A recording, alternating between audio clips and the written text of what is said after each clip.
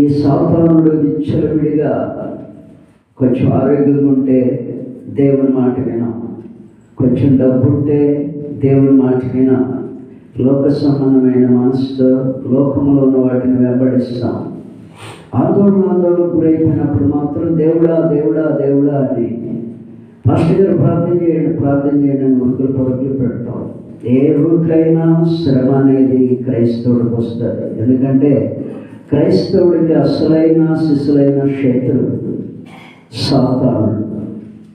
పేతురు అంటున్నాడు, మీ విరోధి అయిన అపవాది అని. మీ విరోధి అయిన వాడు 24 గంటలు, వారమంతా, నెలంతా, సంవత్సరం అంతా మనకి విరోధి వాడే. వాడు విరోధి మనుష్యులలో నుండి మనల్ని శోధిస్తాడు, నిందిస్తాడు, అవమానిస్తాడు. శరీరంలో రోగాలు పెట్టేది వాడే.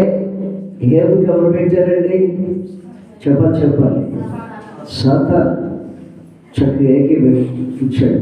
దేవుడికి మహిమ కలుగును గాక. నా ప్రియమైనటువంటి దేవుని బిడ్డలారా,